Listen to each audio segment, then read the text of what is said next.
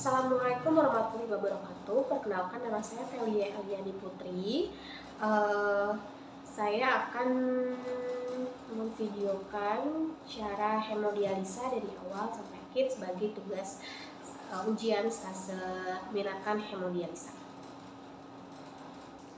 Sebelum dilakukan cuci darah, pasien harus dilakukan pengukuran berat badan dan mengukur tensi dan surat persetujuan atau inform consent. Lalu siapkan mesin sudah dalam kondisi menyala, RO sudah dinyalakan, perawat sudah dalam kondisi siap. Mesin dialisis sudah dalam kondisi menyala, lalu pasang bloodline. Yang pasang bloodline berwarna label merah dengan colokan yang ada di mesin dialisis yang berwarna merah. Begitupun yang berwarna biru. Pasangkan selang dializer yang ada di bawah ke dalam jeligen-jeligen yang berisi cairan aksid dan cairan bikarbonat. Siapkan mesin dalam posisi preparation. Lalu pasang dializer atau pengganti ginjal di dalam holder dengan inlet dan outlet di bawah dan outlet di atas. Hubungkan dializer dengan ABL berwarna merah dan VBL berwarna biru dan klaim masing-masing bloodline. Ini cara pemasangannya adalah di atas. Jadi pemasangan di atas, kalau sudah dipasang yang atas diputer, pasang lagi di atas, nanti dibalikin lagi. Yang berwarna merah ada di atas. Lalu masukkan ujung VBL ke dalam gelas ukur yang ada di belakang mesin. Siapkan infuset dan cairan NaCl. Isi selang ABL sampai ujung selang lalu dan klem. Lakukan priming dengan cara jalankan pompa darah dengan kecepatan 100 kali 100 kiloliter per menit, kemudian bertahap sampai 200 kiloliter per menit. Isi bubble trap yang ada di sini. Isi bubble trap 3/4 bagian. Hubungkan selang dializer ke dialisis dengan memperhatikan bypass. Hubungkan selang dializer yang ada di samping sini, ini dari mesinnya hubungkan ke mesin dializernya sesuai dengan label berwarna merah dan berwarna biru. Lakukan pembilasan sampai NaCl habis, kemudian ganti NaCl dengan yang baru. Hubungkan VBL biru dan VBL merah dengan menggunakan konektor. Jadi bloodline di sini nanti dihubungkan satu sama lain.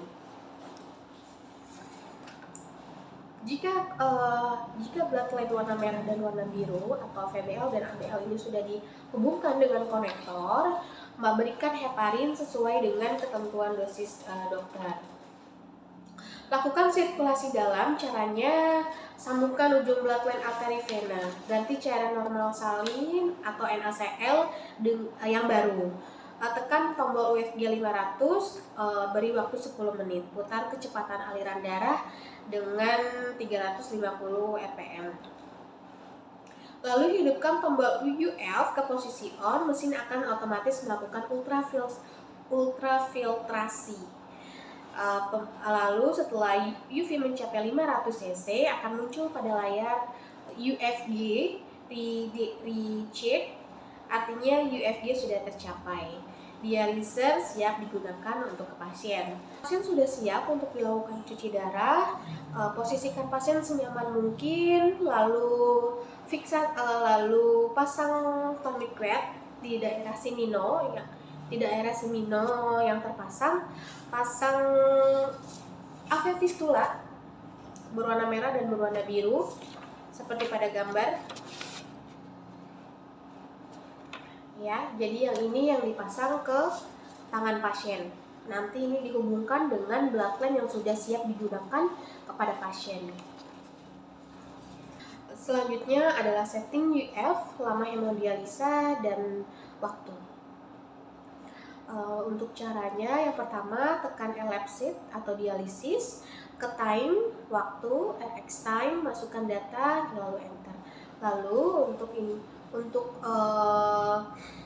pumpnya, untuk kecepatannya, tekan UF remove, target UF volume, masukkan data, lalu enter.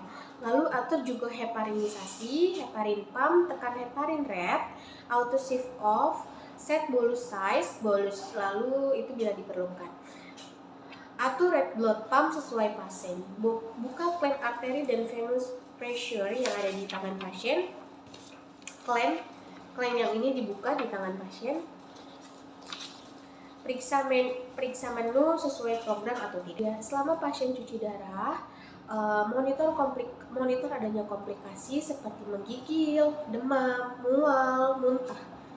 Lalu step yang terakhir adalah mengakhiri hemodialisa. Petugas perawat sudah mencuci tangan menggunakan sarung tangan, kecilkan QB, lalu matikan fistula arteri dan ABL diklaim, ABL dilepas dari fistula, sambungkan dengan NaCl 0,9%, klaim ABL dan klaim fistula dibuka, hidupkan tombol QB, maka cairan NaCl 0,9% akan mengalir dan mendorong darah masuk ke dalam tubuh pasien. Matikan QB, fistula outlet dan selang darah arteri diklaim, observasi tanda-tanda vital. Jarum fistula inlet dan outlet dicabut, bekas tusukan jarum AF fistula ditekan dengan damper selama 10-15 menit. Jika perdarahan bekas tusukan sudah berhenti, tutup dengan plester.